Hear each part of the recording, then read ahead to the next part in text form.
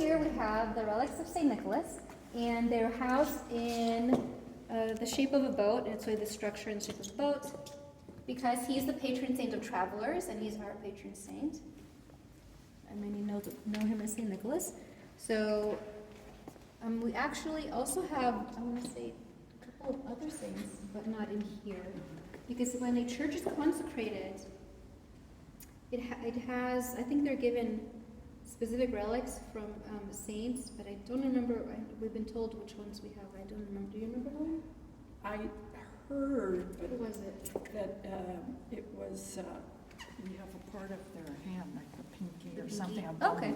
a couple of bones, but it came from Body, Italy.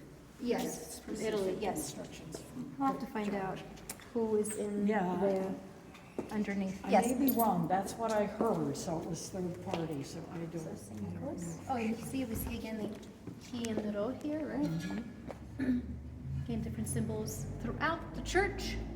So this church was actually finished and consecrated in 1967, but the families came together as early as 1953, but they didn't meet here because there was no church yet, there was no land for it. They met in different halls, and then they were able to purchase some property on Devonshire Street, but with more and more families growing in the valley, then they were able to buy this land and start building it.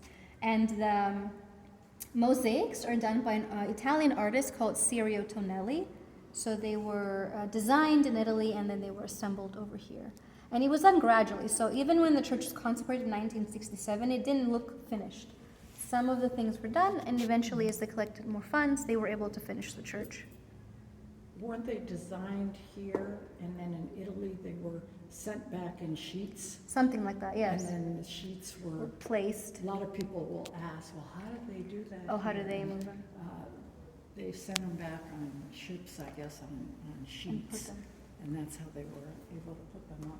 Yes, and again, not all Orthodox churches look like this. We went, the one in Belmont in San Francisco, the background for theirs, where the Latitera is, they use blue and gold.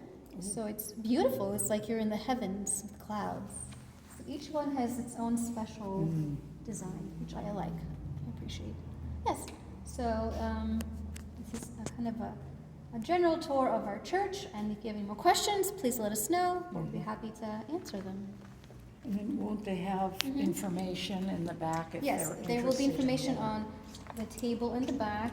There's going to be pamphlets on St. Nicholas, on the church timeline, when things happened, information if they want to learn more about Orthodoxy, when our liturgies are. So they're every Sunday at 10 o'clock, and pre-liturgy is at 9 o'clock. So they're more than happy to contact us and let them know more. Well, thank you.